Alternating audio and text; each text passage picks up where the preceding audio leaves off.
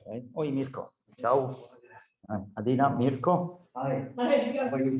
Yeah, likewise. Sorry, I was a bit late. This is Colin. This is Chiara, non so se vi conoscete.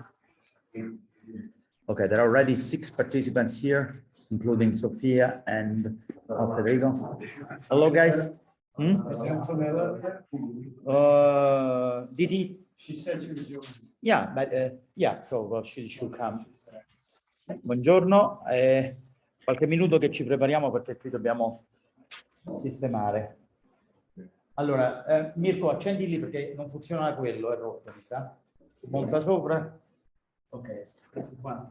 Second thing.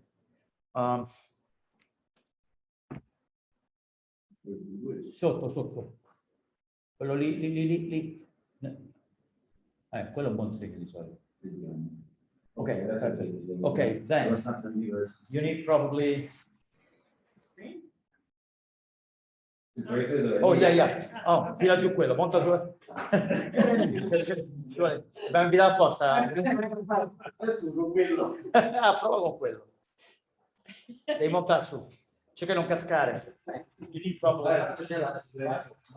No, you don't actually. You need to. You're already connected? I guess so. Oh, in Europe, yeah. Do I do the Zoom link? You want me to Zoom from to connect to the Zoom Why not? from my computer? Why not? So you see people when they ask questions, unless they go, yeah, sure, you should. Okay. And then I share my screen. Is that the way you Yeah, want that's the to- idea. So you should have received you don't remember, so I'll send it again.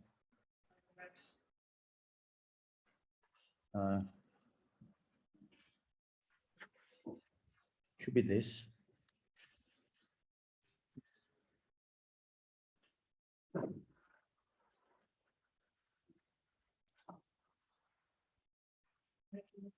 Yeah.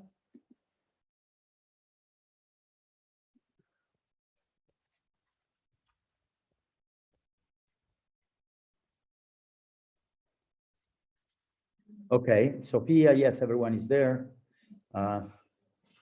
This is You are not connected. okay, man.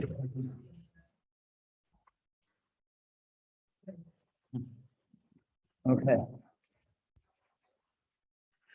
Ok, buongiorno, magari se qualcuno, ecco, Antonella is here, and Angelo, Federico, many people, Sofia, and Simona. But if anybody wants to turn on their video, we'll believe you more that you are here. Ciao Simona. And who else? Tu ce l'hai con la connessione? No? Vabbè, usiamo la mia. Ciao Mario. Hi everyone. Thanks. Okay, now we are trying to. That's too bad for your schedule. Yeah, that's right. And I'm happy to go before. Can you give me a way on the internet from here? Can I? Not working, but yeah. But where is from my way? I'll just go other networks. Too many. People how?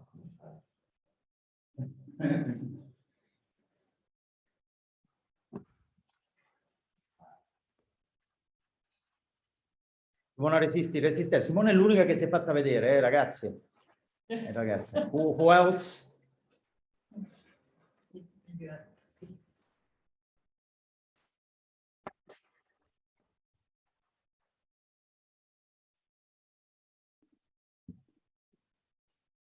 Okay, now we will connect.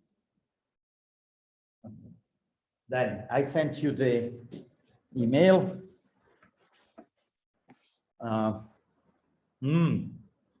I don't think it's seeing the right part of your screen. No, because I haven't started. Okay. Did you get on? yet. Adina? I'm just looking for the link.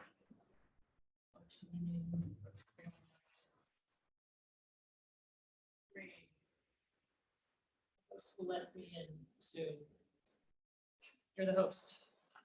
You need to let me in. Really? Only you? I guess so. I don't even see your attempt. Well, then maybe. Maybe you cannot do the it's talk. tough stuff Oh, to- yeah, admitted. Oh, I haven't admitted. I was talking with people, but no one was admitted. I had to. Okay. Simona, you are the, because you already were part of this. Yeah. Okay. Yeah. Probably want to let me, make me a co-host so I can share. Sure. Okay. Hello, Antonella. Here. Hi, Antonella. We're not another. Hi, good morning. Hello Good to to see everyone. you. Happy to see you. Believe that. Happy to see you together, actually. All together With here. Mario on the train. Yes. Did you do my screen share? Yeah. No. Ciao, Ciao, Sofia. ciao Antonella. Sofia, Andrea. Hi. Ciao, hi. Ciao Andrea. E Federico. Ciao Federico. Hi, Nope, ciao a tutti. I'm not here. Ah, ciao Simona. Ciao a tutti, ciao, ciao Sofia, ciao, ciao Hello, Federico. Sophia. Ciao Adina. Hi. Congratulations. Oh, thank you. Thank you. I have to turn off my, We have to take turns. yeah, okay. I turn off my, Speaker. now you should try to connect, Still no screen sharing from me. otherwise everyone can watch from there on. Hey, Yeah, I did. You are a clean sheet. Yeah, I did. Look, I think you have to. I know. allow multiple. yeah, I should. Yeah, you are, but perhaps I didn't do it earlier. Okay, great. This, by the way, is my. That's perfect. Can you, the one with Antonella? Yeah, Yeah, send it to me. Antonella, Colin is campaigning for you. Campaigning for me, what does it mean? Anche no, non c'hai il video, non c'hai il sonoro. Ah, so I was telling, No, non ti senti? Ah no, no, forse sono io che l'ho tolto. Prova un po'. Che dicevi? I wasn't sure, what did you say? No, I said that Colin is campaigning for you. Because Okay. he's giving me the article you co-wrote. Okay, I think it's, no, I don't think. Yes. Uh, Oh, great. Let me put her- Tell me when you are ready. Hi, Angelo.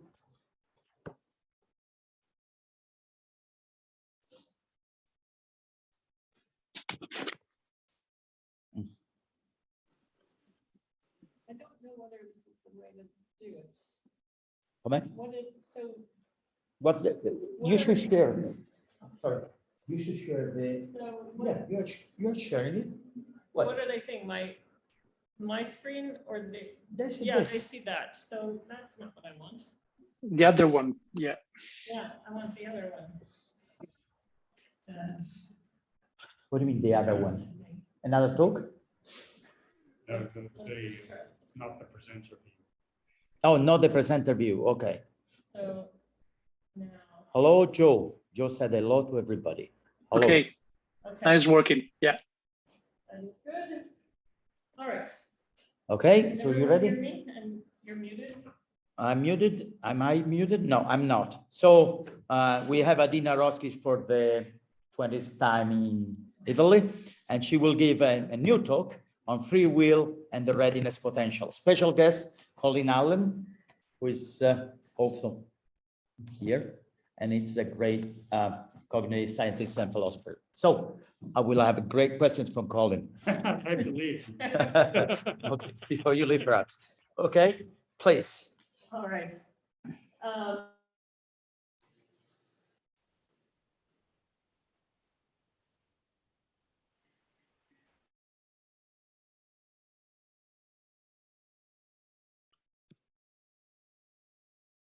We are not. Non si sente l'audio, Mario. Uno dei due deve tenere acceso.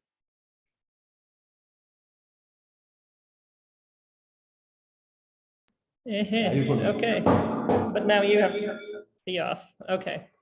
Now you can hear me? Ask. Can you hear me? Yeah, Yes, yeah, yeah. Yeah, but you cannot hear them. I- Do you have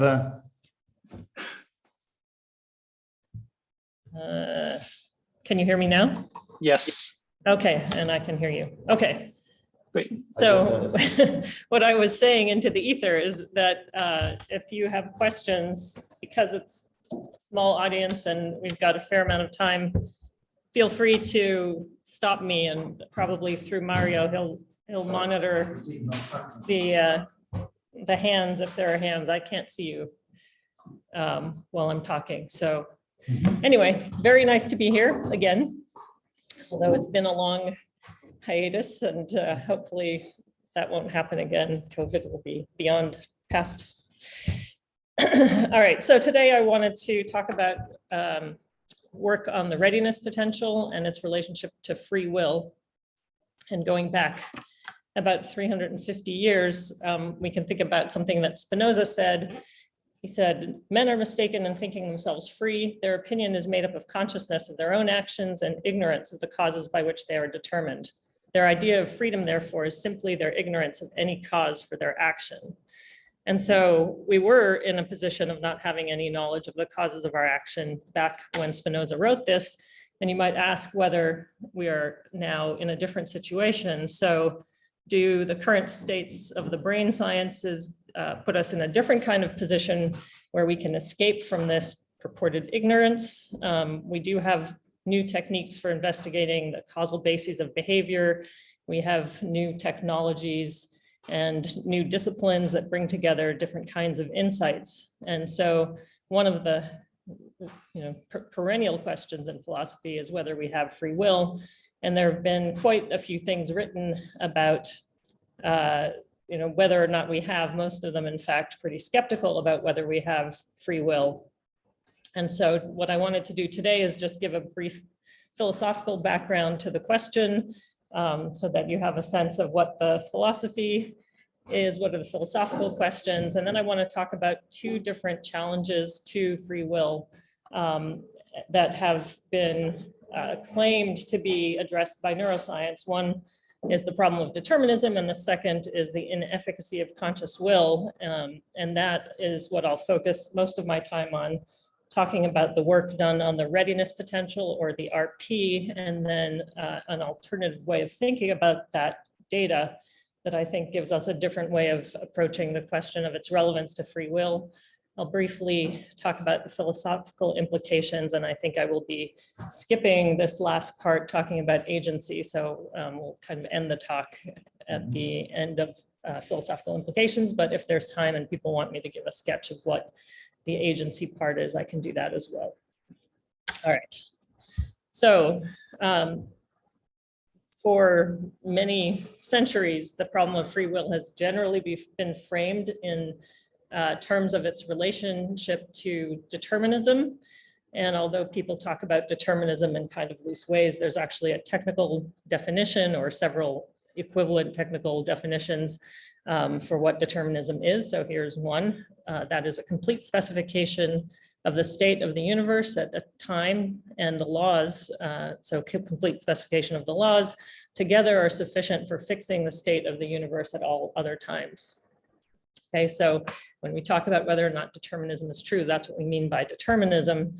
And there is a relationship between the truth of determinism and certain kinds of philosophical commitments that can be captured in this diagram, where either you have a commitment about the universe being deterministic or indeterministic, and then certain commitments about the way in which determinism interacts with the question of freedom to yield views about whether or not we have free will. So, for instance, if you believe that free will is incompatible with determinism, then you fall into the camp that we can call, it's a large camp we can call incompatibilists, and they come in two varieties. One, the libertarians, who believe that indeterminism is therefore necessary for free will and that the universe is indeterministic.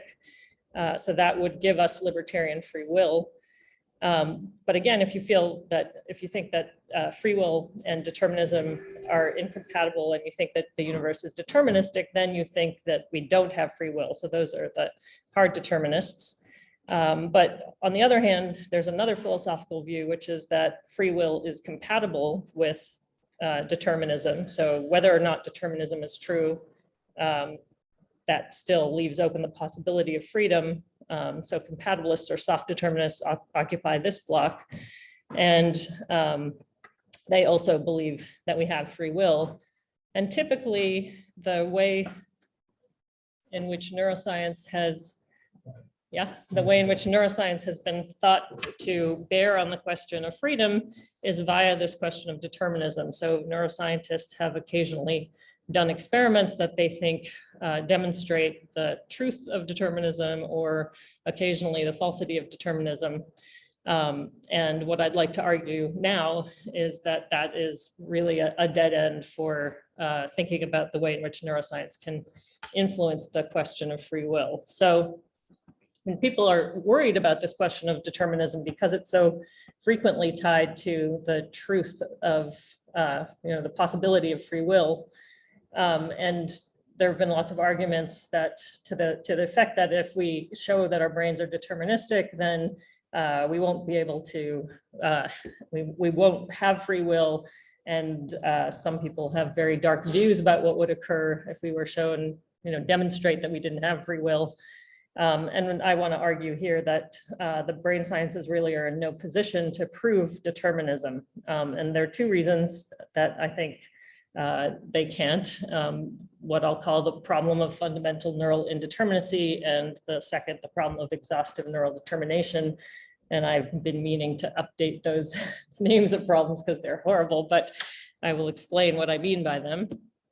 So the first is that I argue that we can't tell whether a system that is apparently deterministic or apparently indeterministic is actually metaphysically deterministic or indeterministic. So really, the only kind of guide that we have to whether a system is deterministic, if we don't have essentially knowledge of the governing state equations, or if we don't know all the physical laws, is predictability. So if we find a system that we're good at predicting, then we think that that's because the system is deterministic.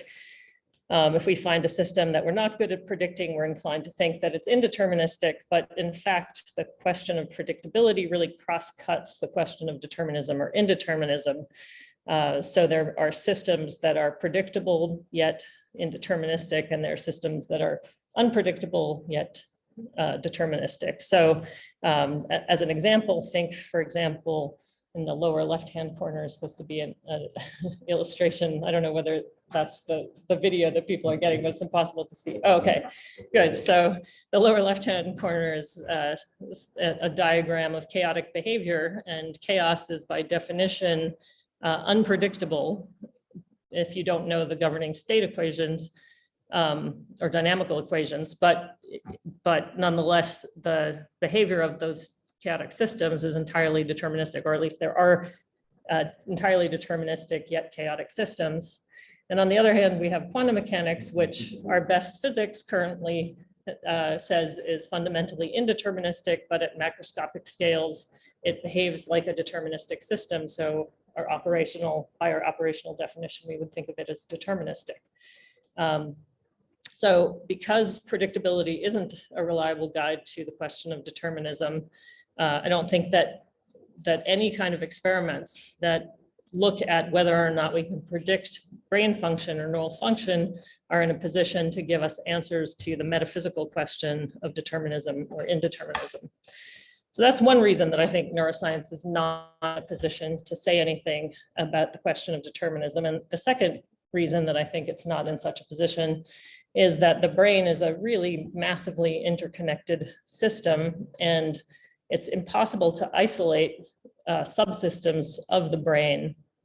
And if you wanted to make some claim about determinism or indeterminism, you'd really have to know the state of the entire brain at some given time and know that whatever activity you saw, if it was something that you did not predict, that it would be really the effect of some indeterministic event rather than some event that has happened, some cause that's happened elsewhere in the system that you haven't taken into account in your model. So one way to think about how impossible it would be to have that kind of grasp of brain function is just to take a look at the wiring diagram of C. elegans, which is the most complicated system for which we have a complete neural map of all the neurons and all the connections. And you can see how massively interconnected this system is of 302 neurons, and then try to scale up that idea to a brain that has something like 10 to the 12th neurons, where each neuron makes an average of 1,000 connections to other neurons.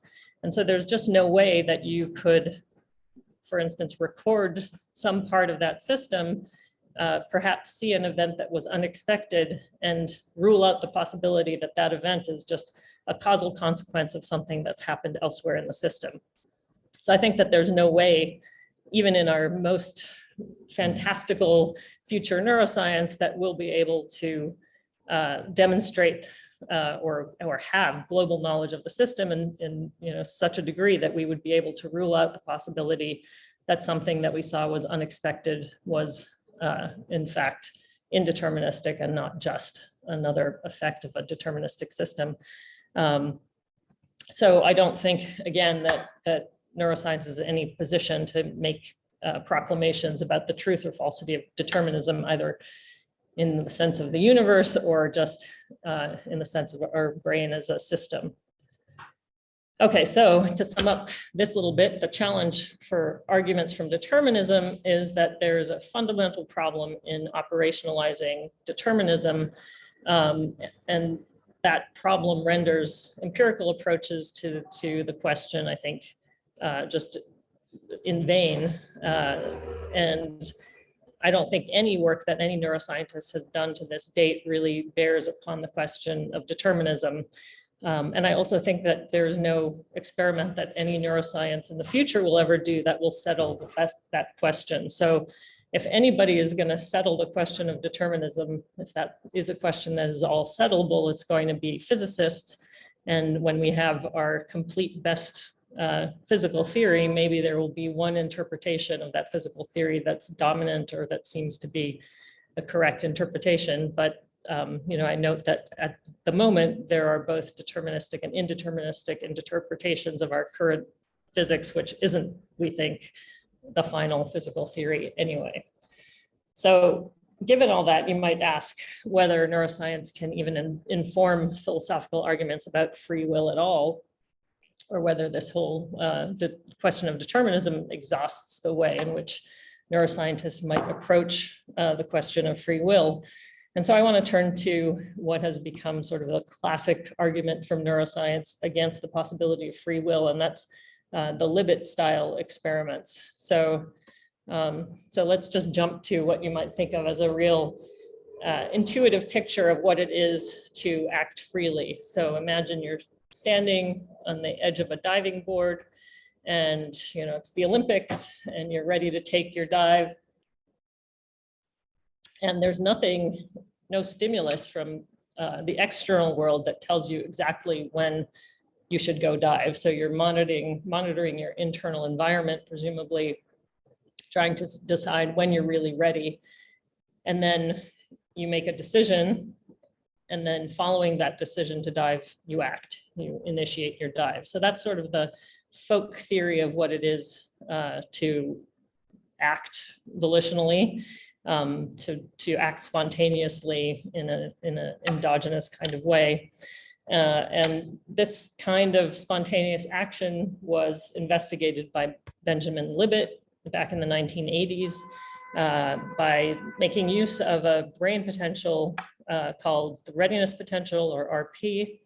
That potential was first documented in the 60s by Kornhuber and Dieck, but Libet popularized it with a kind of experimental paradigm that has really, I think, grasped the imagination of philosophy students and journalists the world over in such a way that it's like the zombie of philosophy of mind. It never, or philosophy of free will anyway, it never dies. It just keeps coming back and back and back. But this, I think, large literature about free will and neuroscience is something that people have really misunderstood, or the literature itself is a misunderstanding of the relevance of the readiness potential. And so what I want to convince you of now is that we should put the final nail in the coffin of this Libet style paradigm.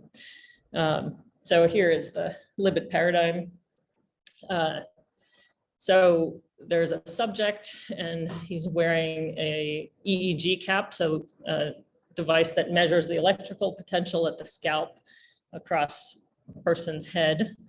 And at the same time that the brain waves are being monitored, there's also, the person is hooked up to an EMG that's measuring the motor activity. And that person is instructed to spontaneously move their finger or their wrist. So move whenever you want. You're not supposed to plan the movement. You're supposed to spontaneously move your finger whenever you want. And at the same time, you're looking at a clock that has a dot rotating around the clock, and you're supposed to register when or where on the clock the dot is when you will yourself or you will your finger to move. When do you make the decision or initiate the motor action that you're spontaneously making? So just to diagram what this looks like, you're measuring here from one of the electrodes, and each time that you move your finger, you measure a trace on the EEG, and you can time lock those traces to the movement of your finger. So you have the EMG, you time lock all of those traces for each event to the point at which, I don't know, can you guys see the cursor? No, there's no cursor there. Okay.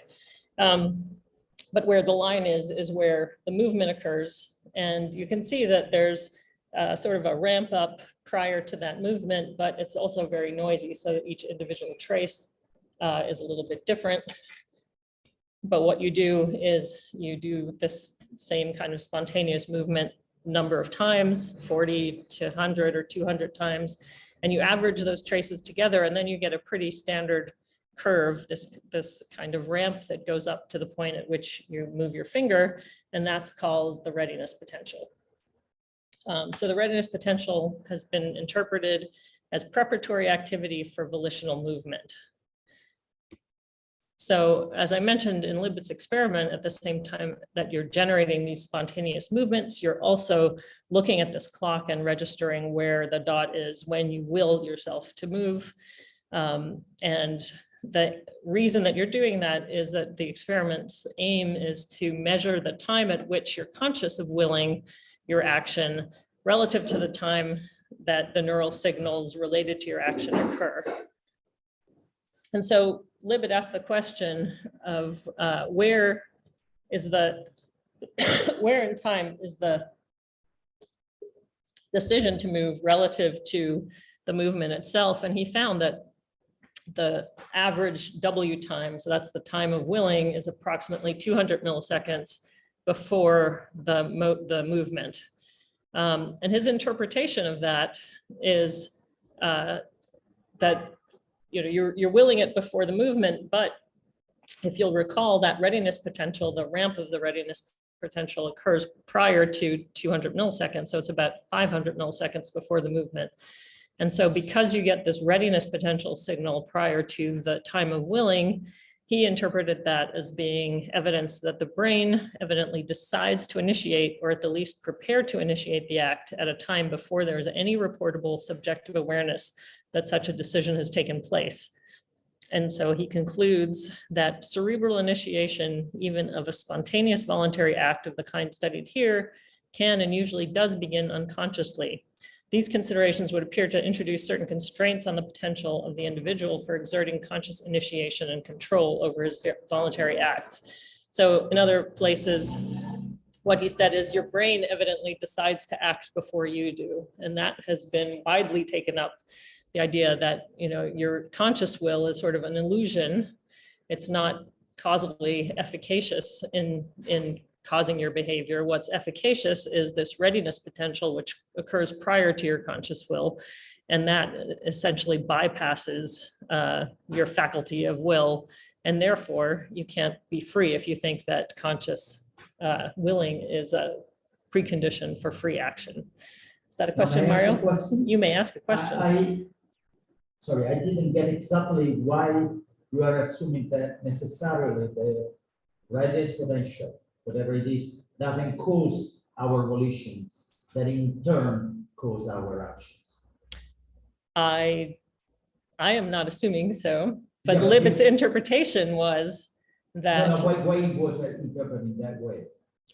I think it's an excellent question, Oh, right? So just the fact that you see the readiness potential prior to the action, but in fact, you could say that that is something that is a causal precursor to volition, which is a precursor, but he didn't interpret it that way.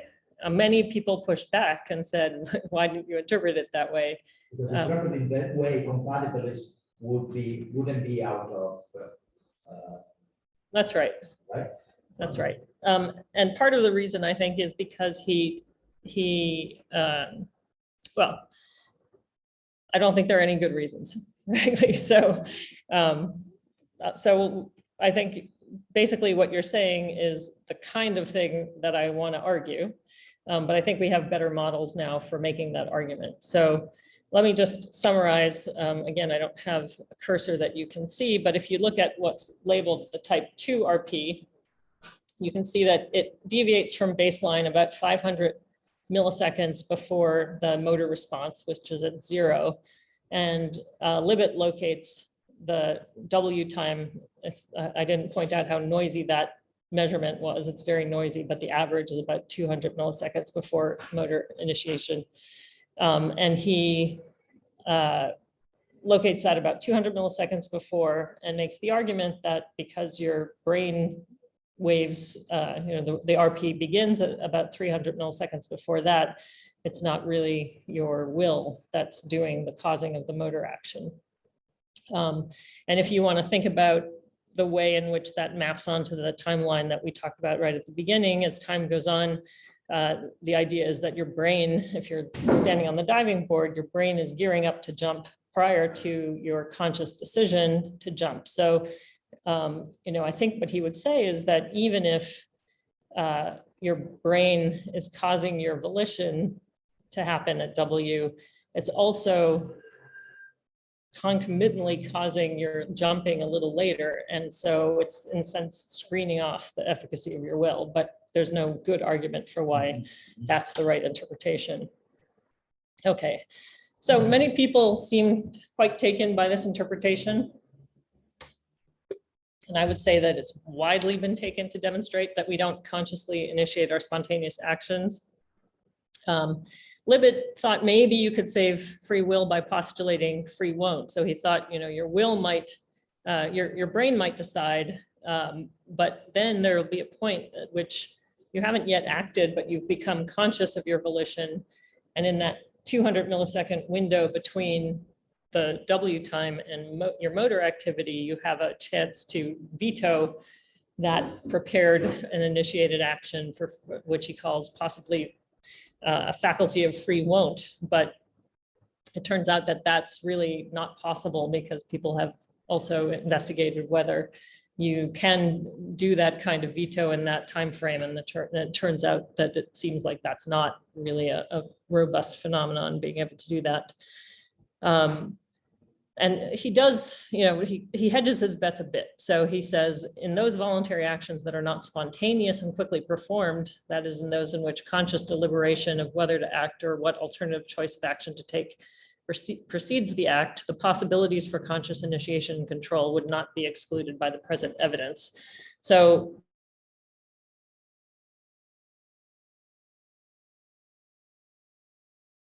the ability to exercise free will but these kinds of spontaneous motor acts, he thinks, aren't the kind of thing that would allow you to have free will. So I want to just point out what I'll call this the classic view, and I want to point out 3 commitments of that classic view. One is that it's post-decisional, that is, the RP is taken to be neural evidence of the decision to move. So the decision is taken to be at the point at which the RP deviates from baseline activity. It's also considered to be ontologically real. So the RP is a readout of a causally efficacious process that leads to action, and it has a distinct and measurable onset. And finally, it's non-conscious. So the RP, at least in these kinds of situations of spontaneous activity, precedes subjective consciousness of a decision. Okay, so when you take those three together, then you come out with this picture that conscious will is inefficacious. And if you believe that you need conscious willing for freedom, then we don't freely will things. So that's the classic view. There have been a whole bunch of critiques of this view over the years. I think many of them sufficient to put the nail in the coffin, but as I said, it's the zombie that keeps coming back. So, you know, it's shown that the W timing is highly unreliable and really, really noisy. There's different kinds of philosophical arguments to the effect that this kind of paradigm is not the right kind of paradigm for investigating free will at all. So one thing people have said is that these Libet experiments are not really experiments that probe free willing at all, because in essence, the people are already in a circumstance where they're being instructed to move. They're not being instructed when to move exactly. And so the only decision that they're making is when to move, not whether to move. There are also reasons to think that these kinds of simple motor acts are the wrong paradigm to investigate free will in. So one assumption of these kinds of experiments is that all actions are sort of complexes of these kind of basic actions where you move a finger. Turns out that seems to be the wrong kind of way to think about complex action. So for instance, it's not the case that moving 5 fingers is just the sum of activity of the movement of individual fingers. For instance, it takes a lot fewer neurons and a lot less neural activity to move your entire hand, you know, to grasp something than it does to move individual fingers. And so you can't think about actions as complexes of these basic actions. But I think more importantly in this case, the reason that we care about free will is we care about often responsibility attributions. We care about whether we can hold people responsible for their actions. And the decision to move your finger now as opposed to now is really a decision in the absence of reasons. It's an arbitrary, not reason-driven decision, and it's not one of those decisions in which we actually care about personal responsibility, for instance. And so the idea that the paradigmatic free decision is a decision where nothing really matters seems to be at the very least contestable. And Libet himself, as I mentioned, considered the possibility that we could have free will at longer time scales. And there's a lot of evidence in the psychological literature that we actually do have causal efficacy at these long time scales. And so those may be the ones in which we care about free will much more than these kinds of simpler paradigms. The argument that I like the best, because it's mine, is that the studies actually measure not conscious intention or the time of willing, but a meta state, which is consciousness of intention. So this is consciousness of, yeah, of conscious intention. Yeah. So the way to see that is if you think about what that W task measuring the W time requires, it involves 2 different things. One is it involves you spontaneously moving your finger, but at the same time, you're supposed to report the time that you're aware of intending to move your finger. And in order to do that, you have to be sort of attending internally and recognizing your own intention to move. And then you have to index that time, that event, to an external stimulus, the clock, where the condition of recognizing your intention to move is satisfied, and then report that result. But I would argue that that shift from recognizing your own intention to move to attending to the clock is one that takes time. And in addition, the recognition of one's own intention to move is a metastate, the content of which is your intention to move. And so it depends on what you're interested in. It depends on W rather than being W. And if it depends on W, it has to happen after W. And so rather than thinking about the diagram the way Libet had it, instead, the W is replaced by the metastate, the consciousness of intention, and the content of that state, or the intention itself, or the conscious intention itself, as I would say, as Mario corrected me, has to happen before that. And so it's going to happen sometime prior, and nothing in this experiment tells us when that might be. So if you think about, for instance, driving a car towards a stoplight and the light turns red and you have to decide, or the light turns orange and you have to decide whether you're going to step on the gas and try to run the light, or you're going to step on the brake. What you're doing when you make that decision, I would argue, is an instance of conscious will. I mean, you are making a decision to step on the gas or the brake. But what the Libet experiment is asking you to do is to measure the time at which you're aware of having the intention of stepping on the gas or stepping on the brake. And that isn't the conscious will itself. All right. So just to revisit the state of the argument at this point, I've argued that the Libet paradigm fails to measure the timing of the relevant aspects of conscious intention for free will, and therefore I don't think it supports that third claim of non-conscious, the claim that decisions are not made consciously. And what I want to do from now is to go forward and talk about a few empirical findings about the RP, because the RP has remained an object of, or at least a phenomenon of great interest. And there are many, many studies now that look at the RP.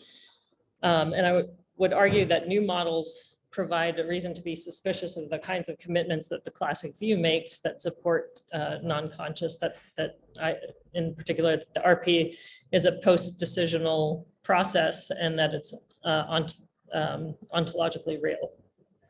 So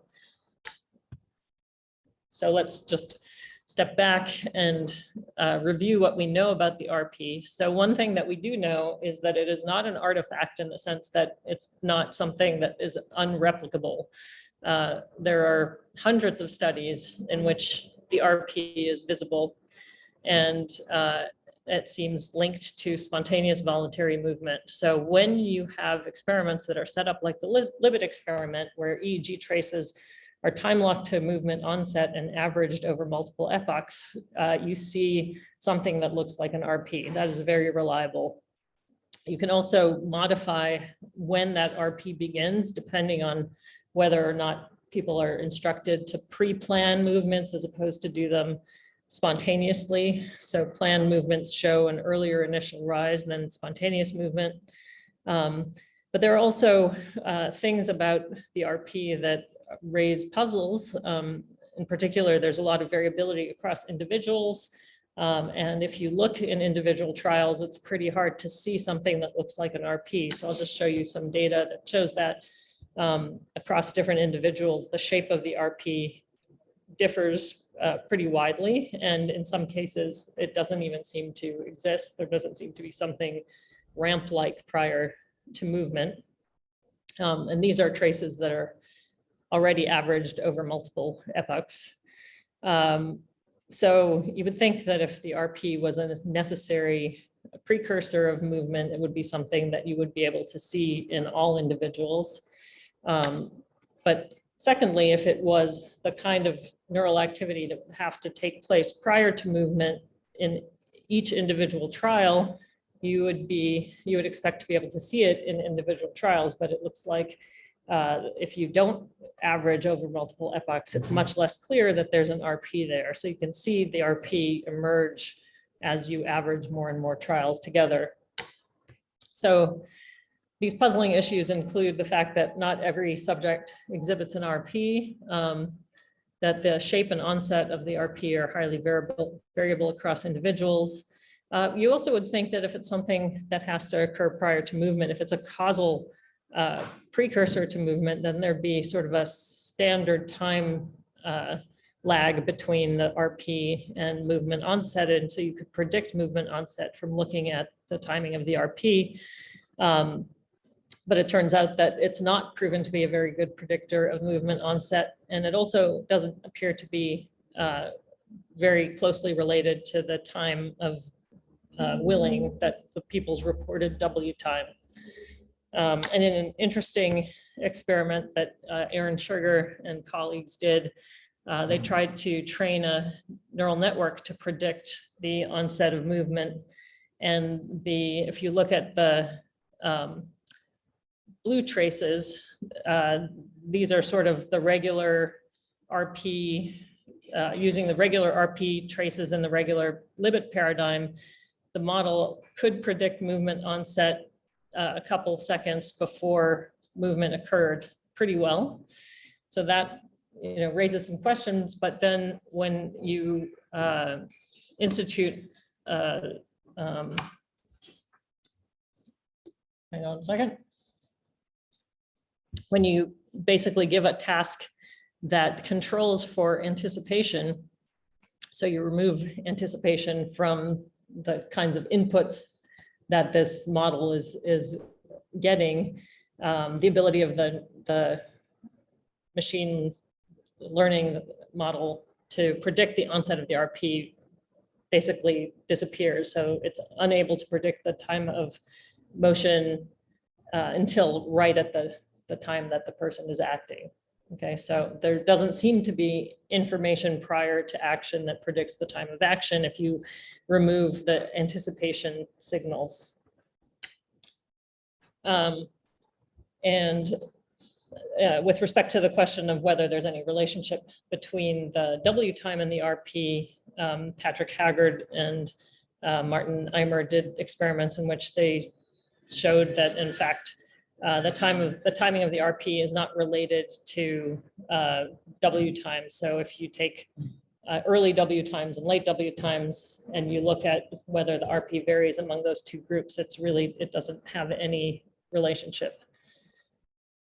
In work that I've done with some colleagues at Dartmouth, we've also shown that the RP doesn't seem to be tightly linked to commitments to move at all. So the classic view is the RP reflects an outcome of a decision to move, but it turns out that it's possible to withhold movements even after an RP is initiated. So even if it is an initiation signal, it's not causally tied, not necessarily causally tied to movement. But we also find RPs in tasks that don't involve motor components at all, so that they involve purely cognitive decisions, but you still see an RP in those tasks.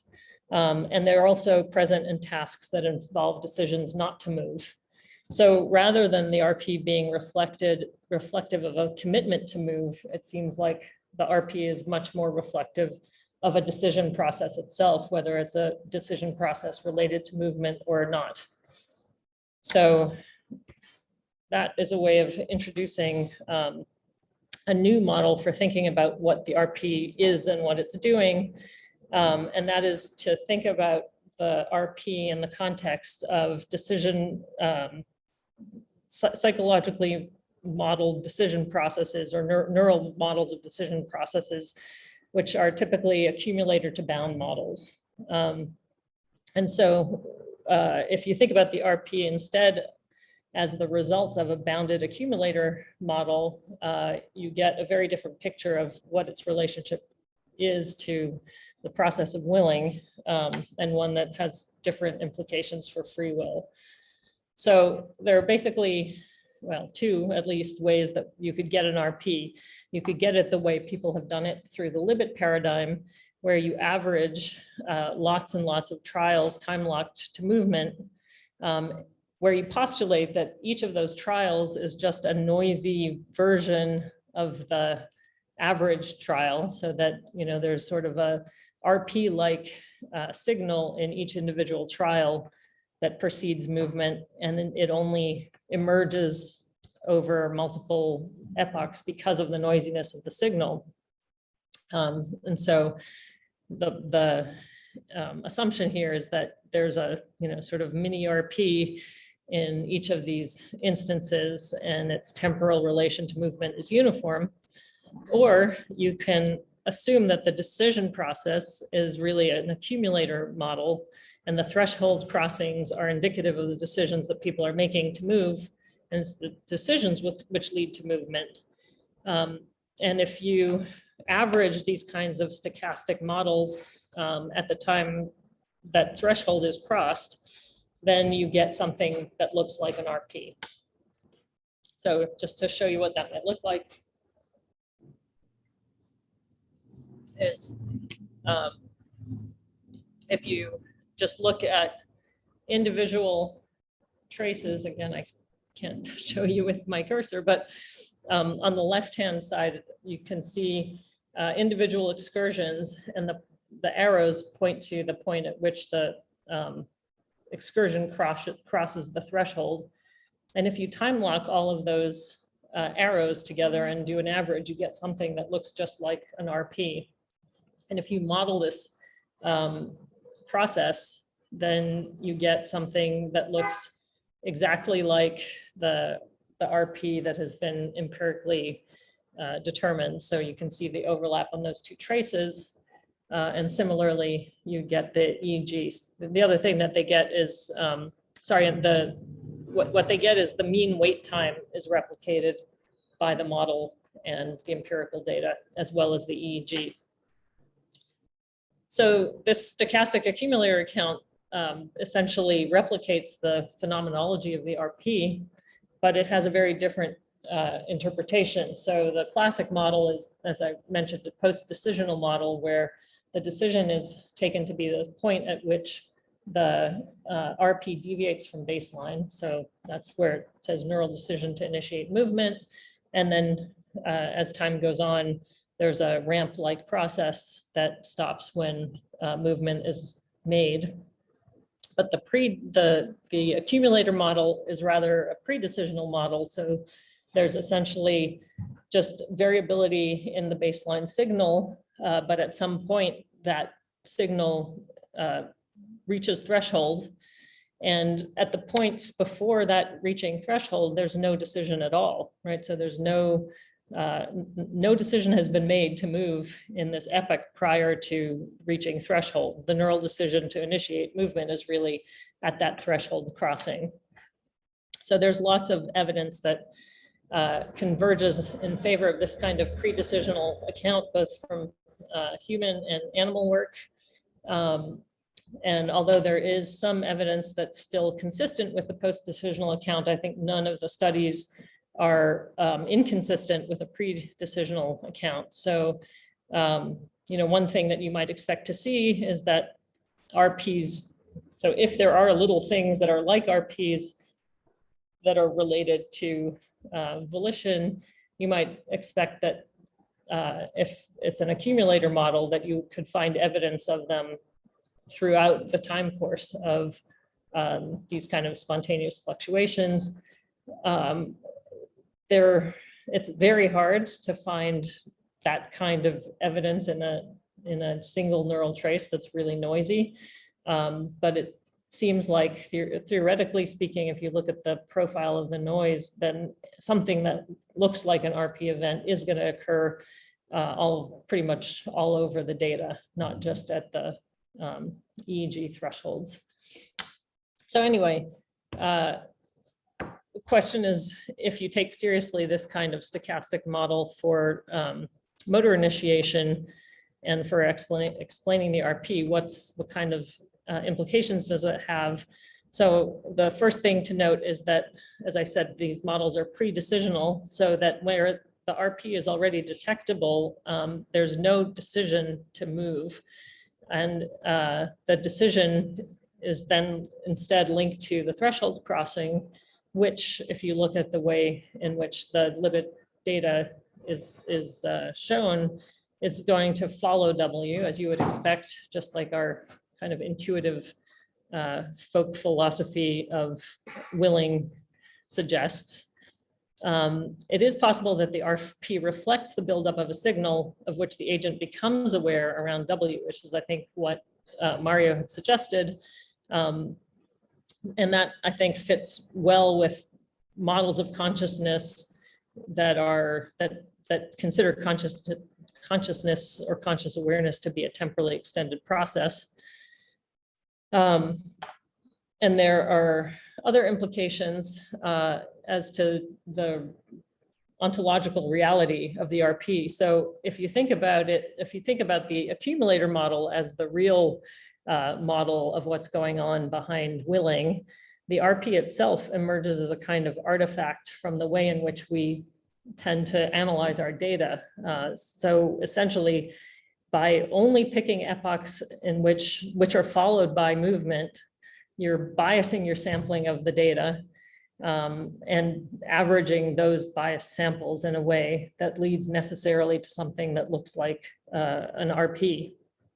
But it doesn't necessarily reflect any kind of underlying neural process that's present only prior to action, right? So there's very, the model would suggest that there are going to be excursions that go very close to bound, but that don't result in motor activity.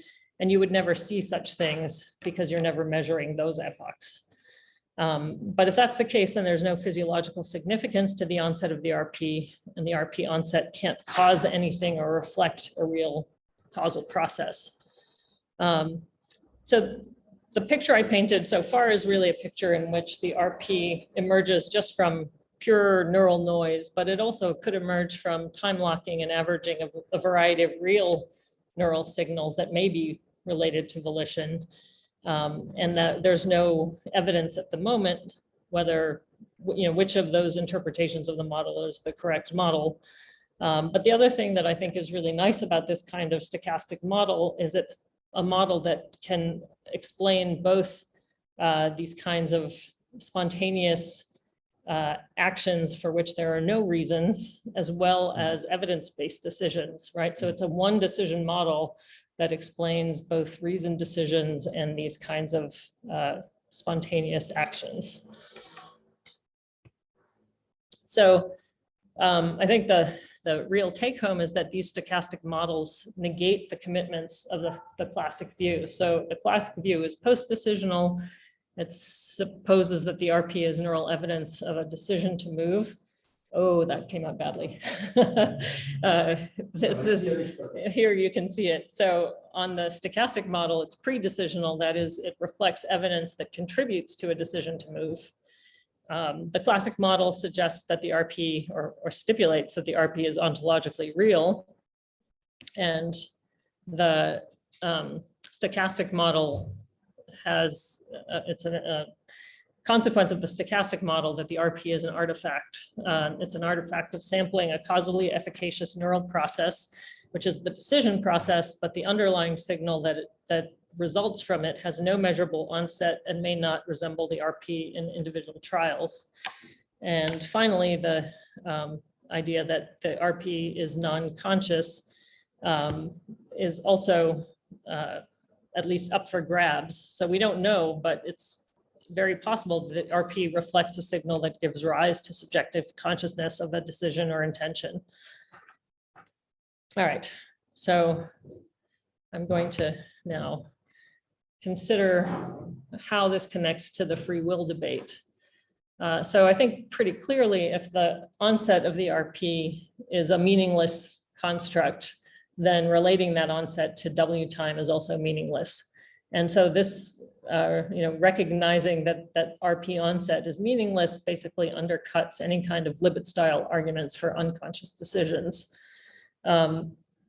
Another possibility, and again, this really depends on whether the stochastic model that's a pure noise model is the one that is the right one to adopt. But this model at least suggests that decision in the Libet style tasks is really due to noise. And so some people might think that this is not, that this is not a detail that sits very happily with pictures of free will. So I think that that's not entirely clear. So it seems like in cases of spontaneous action, when you're asked to act randomly, or when there are no considerations for or against doing something or when to do something, then it's pretty appropriate to use whatever kind of signal is available in order to make this kind of meaningless decision, right? So if you have noise as a potential thing to lean on in making a decision, why not use it? I think that this really provides little threat to conceptions of free will. But there are people who disagree, that think that any kind of noise-based account of willing is not one that's compatible with a story about freedom. I think that the way in which you interpret these models is really also going to depend highly on what sorts of philosophical commitments you have. So for instance, if you were an agent causation theorist and you thought that you had to be an uncaused cause in order to have free will or to act freely, it's not clear that this stochastic kind of model would be any consolation, right? You probably would not be satisfied if you were an agent causation theorist.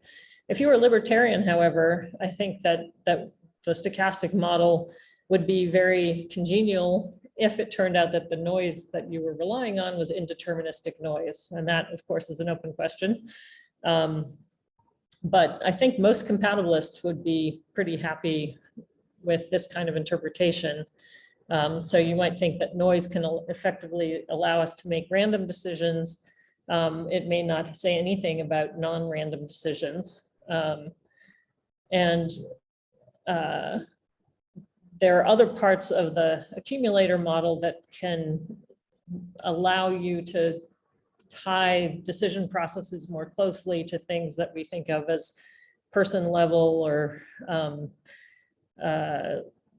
more active willing. So for instance, in these kinds of decision models, there's a deviation from baseline that allows you to get into a regime in which threshold crossing is possible. And that kind of signal that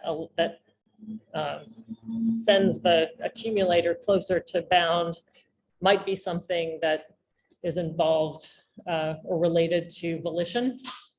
So for instance, your task set, like now I'm in a situation in which I'm going to, listen to the experimenter and move my finger randomly might be exactly the kind of signal that offsets the accumulator and you might think that that's sufficient to make the decision be yours or be related to something that's volitional, even if you worry about the noise signal as being closely enough tied to volition.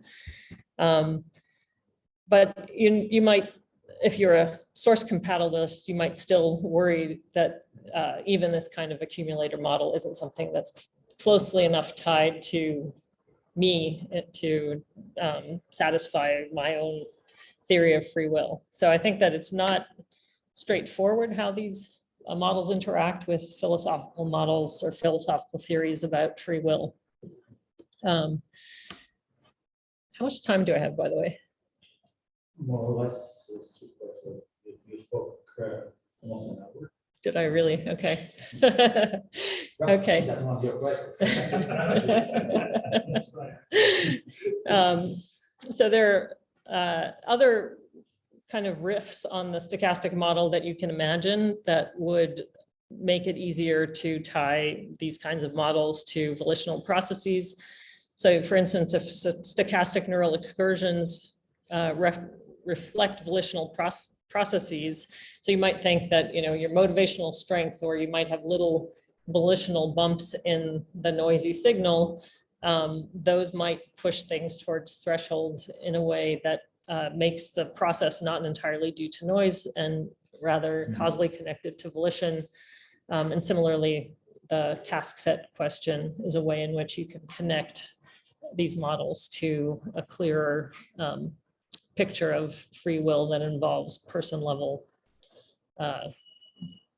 causal efficacy.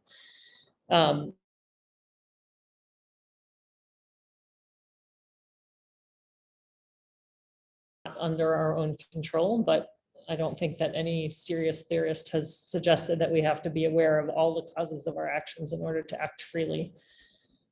I just have some evidence that there are biases in the signal, but I think I'm just going to skip that because it's certainly the case that there can be bias in, and we can still be free. So I'm going to just pass to the summary, which is that classic or post-decision models assume that the RP onset has physiological significance and open up a space for comparisons between onset time and W time, and thus for arguments about inefficacious conscious will. But as I've argued, a family of stochastic models can equally well model the RP characteristics, but under these models, the RP is a natural consequence of analysis techniques, but doesn't entail that in individual trials, there's an electrical potential with the characteristics of the RP that signifies action initiation. Instead, underlying decision processes give rise to decisions that occur approximately when we're aware of them occurring. And I think none of these models challenges the efficacy of conscious will, even though model details can influence the way in which decisions and awareness thereof are related. So I think I will end there, and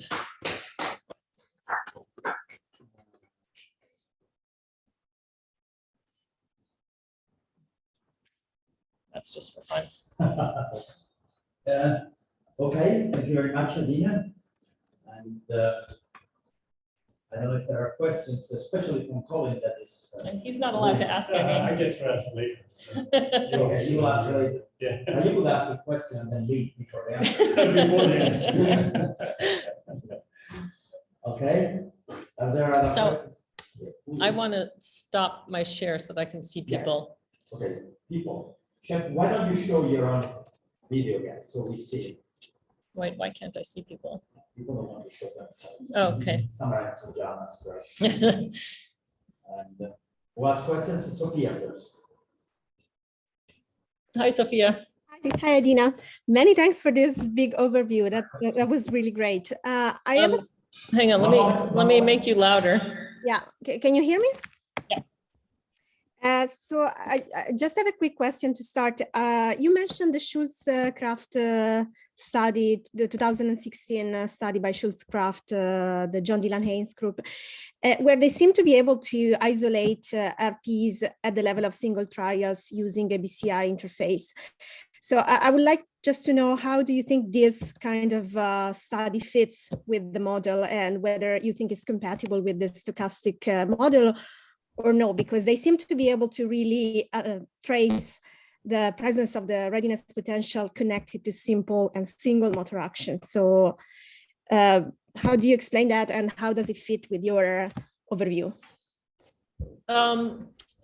Yeah, so I don't know that I've thought about whether that would be possible. I think if what you're doing is you're tracking the excursion of a stochastic model towards threshold, you can still do that, but it does seem to be in conflict with the machine learning study. So I think I have to look back at the paper and see to what degree they were really accurate in predicting, what their false positives and false negatives. I can't remember the rate now, but I think it was pretty impressive in terms of the accuracy, but I don't remember the exact rate. Yeah, I think that's a great question, and I would have to get back to you on that, because it is okay. Thank you. Really good question. Now Antonella. Hi, thanks so much for the talk. It was great. It was a lot of information. For me, I'm not very updated on the literature, so I would have some clarificatory questions. Sure. For me, it wasn't very clear what are you associating with the threshold crossing, and so with the noise, because it seems to me that at the beginning that you were attributing to this phenomenon of threshold crossing preceding the readiness potential, some conscious intentional decision process. But then in the end, you said again that if this threshold crossing is reflecting some voluntary process, then we have also positive news for agent causation theorists. So can you clarify a little bit what value has in your model, in this stochastic model, the threshold crossing or the noise? Is this something that can give us hope on where to put voluntary or intention causation from the agent, or something that has some hints that it can go in this direction?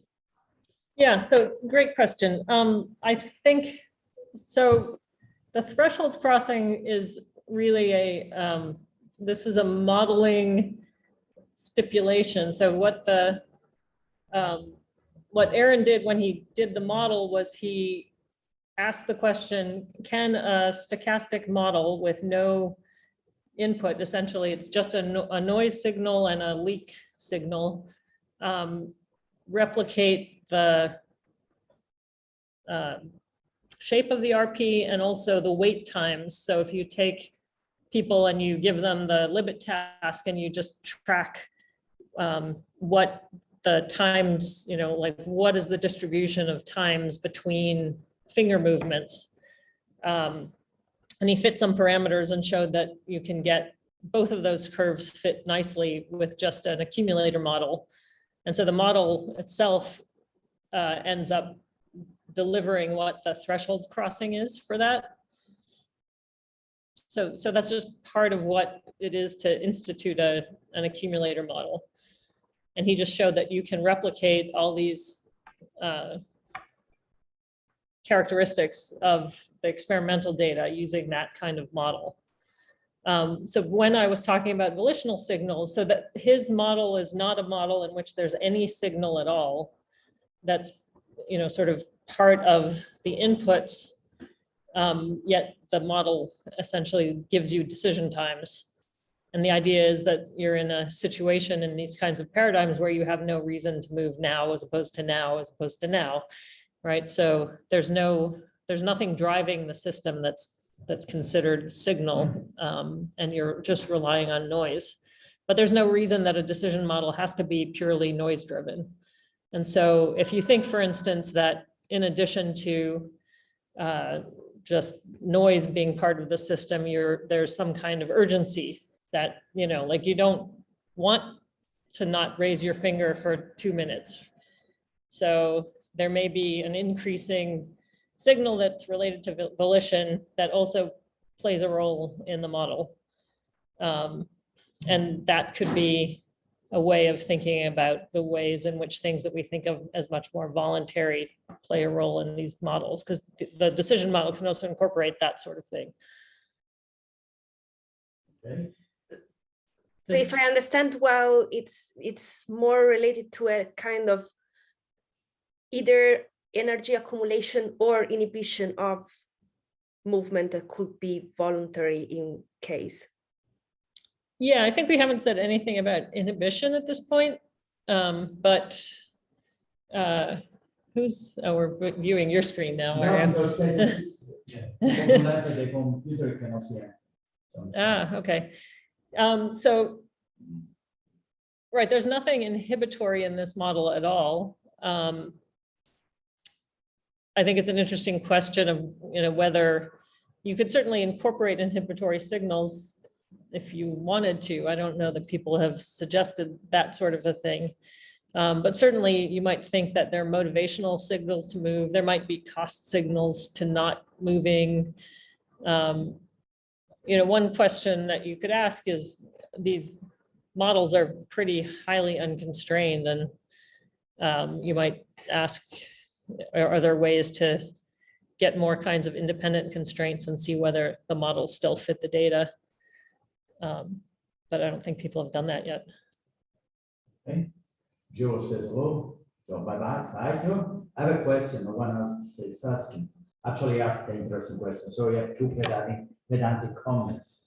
So the first one is, I'm founding a movement for the abolition of the term determinism when we talk about these things, because let's assume that indeterminism is true because there has been one indeterministic movement on Alpha Centauri, who cares? That's right. And vice versa, if determinism is true, certainly we won't be able to prove it by looking at our mind. So we should talk more about determination or something like that, not determinism in general. Because determinism is a thesis concerning all events in the universe. So that's the pedantic remark. And then another stupid one. When you said, and you were perfectly correct, that agent causation conceived that Kantian, naturalized Kantian terms. So someone acting as a self, not cause in any way, that would be disproved by the model. But right, you have a video about that.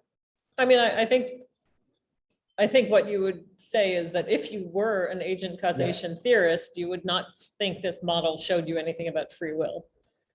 Oh, you said Right. that, okay. Yeah. But I thought at some point you said something like, because they don't want any kind of causation, they may be happy then. I don't think an agent causation theorist would find this to be agential enough to make them satisfied. Yeah, but Right, still this is better just than- another causal process. Yeah, but it's not, at least there is hope that is.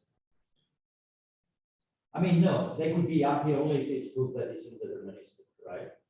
That's a libertarian. Yeah, agent causation is in most cases are libertarian. They're libertarians of a particularly Yeah, strident so stripe, some people yes. say that the agent is free in the sense that it's indeterministically caused, and then he makes his own decision, like notes, weights the different weights of the reasons for one or the other, right? That's the function of the agent.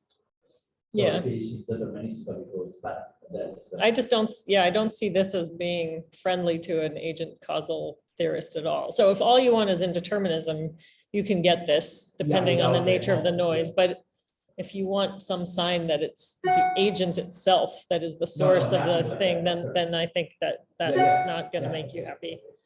Okay, I didn't have much else. But with respect to your first thing, I mean, my position isn't just that we don't want determination, it's that the whole question of free will is orthogonal to the determinism question. Yeah, That no, we I should drop understand. the whole, That you is know. more also, but determinism in itself is not the real category that we want to involve that in general. You want like local determinism or Yeah, that's something. what, Yeah, or the dimension, local determinism. of Yeah, course. yeah. That- Anyway, yes, I agree with you, but this, you are being convincing that it's of problem. Yeah. So, okay, thank you. Now we have Andrea. Hi, Andrea. Hi, Adina. Thank you very you. much for your talk. Very insightful. I'd like to have a short clarification about a point of yours on determinism. And as you know, many scholars use neuroscience in order to demonstrate that the brain is a deterministic machine. You do the opposite. And I'm wondering, but what if the universal determinism still holds? How can the brain escape the general determinism? So I think if determinism is true, then the brain can't escape determinism. I just think that question is irrelevant to the question of whether we act freely. So I think you can be a deterministic system and still be free.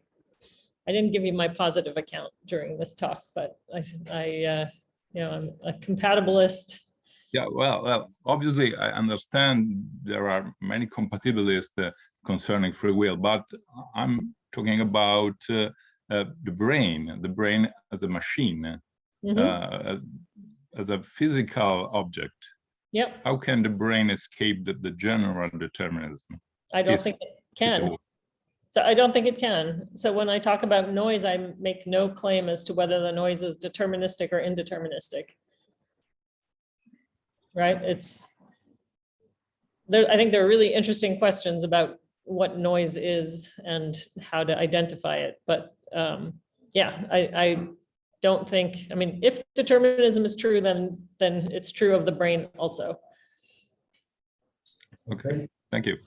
Thank you. Federico, who asked the call of the hand is so pale that probably I'm missing. Yeah, I don't know why I have this kind of very pale hand, sorry. So thank you for the great talk. And since Andrea just stole from me my question, I have another question.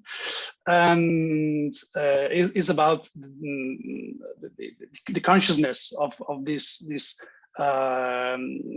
free will activity. So it seems to me that all these experiments and discussion are about the consciousness or unconsciousness of some specific process.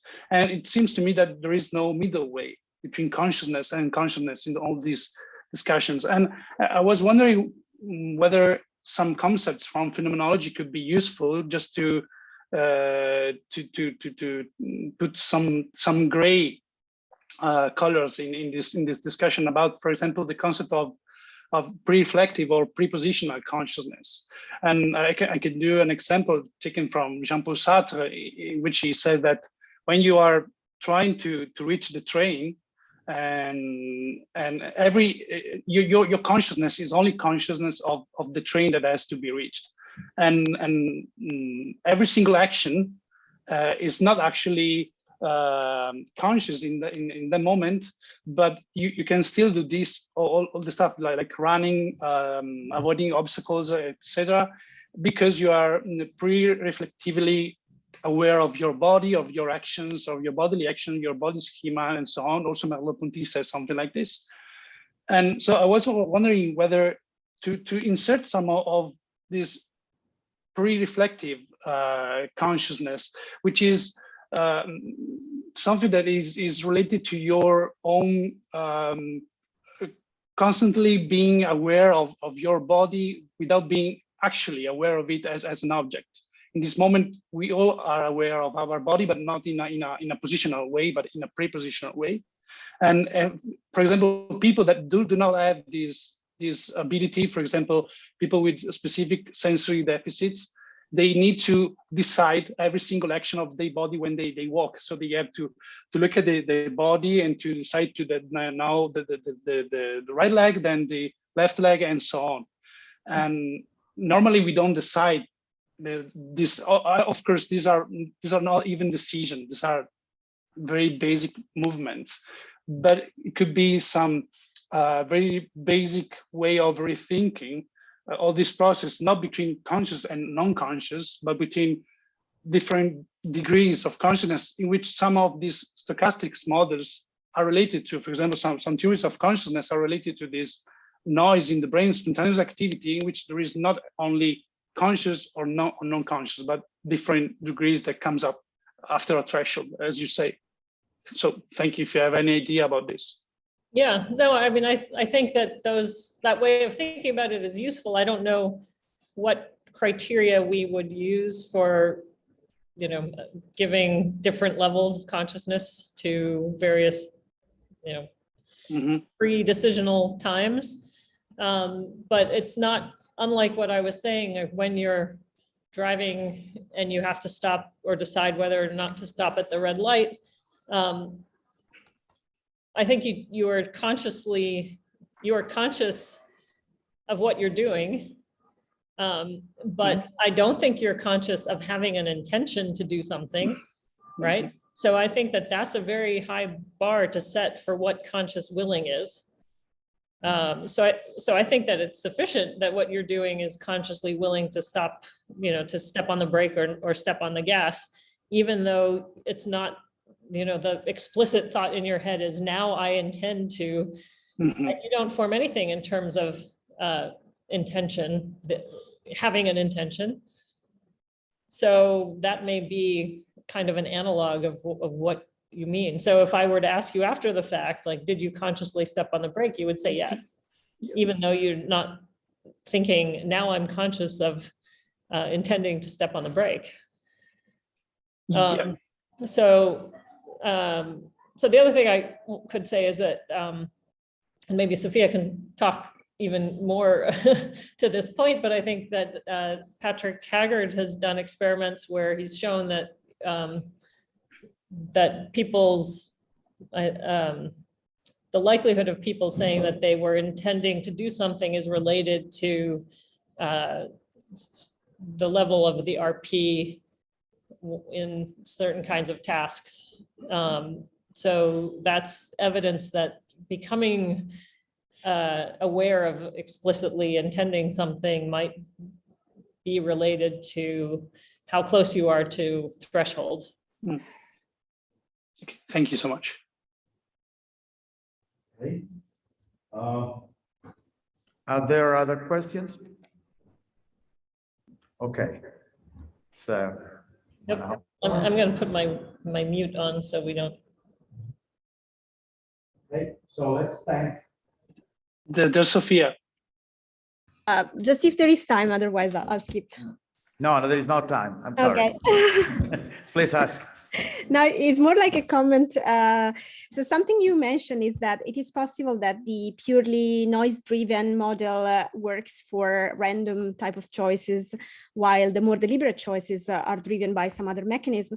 And I was wondering whether the mouse experiment, the one, I don't know if you know this one, by Yuri Mouse with the charities, and participants have to decide whether to give money to the charity or not. And I think they put forward this kind of models because the model they suggest that in case when you really have no choice or your choice is meaningless, then they go with the purely noise-driven model and follow Schurger, while they suggest that the non-arbitrary choices, so the deliberate choices, can be explained by another model because they don't see this accumulation of noise in those kind of choices. So I was wondering whether you think this is a good way of operationalizing the difference between arbitrary and meaningless choices, and whether you think they have shown this kind of difference between the two types of choices. At the same time, the Kalinijad experiment you mentioned, the one with the skip button, seems to show the opposite, that even in the case of deliberate choices, you have the readiness potential, and this can be explained with reference to the more traditional model. So again, I just want to know what you think about these different experiments.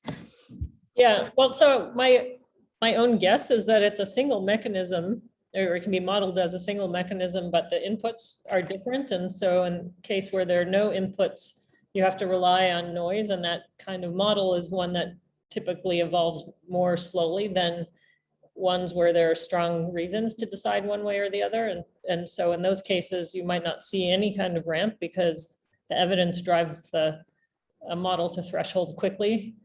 And I can't remember, I think I can't ever say the name, Kalinijad.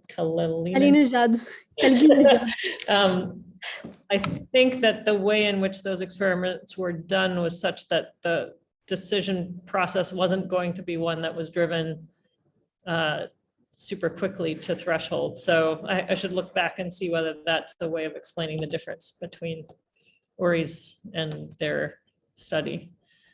Okay, thank you. Okay. So, no.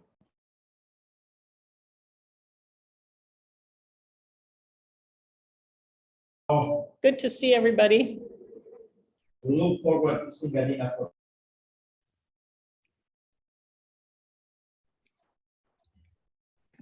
Mario, you're muted. Oh, okay. No, I know, but you have to turn off your phones, otherwise. I'm muted. No, you have to use, okay.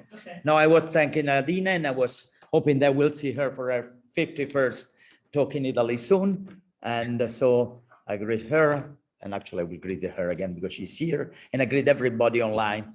Okay, ciao. Bye. Ciao. Bye bye. Thank you. Andrea, ti ho Bye, scritto un Adina. messaggio. Thank you. A chi? A me? Andrea non ha letto il messaggio. No, Ok, Andrea. ciao ciao. Ciao. Te leggo. Ok.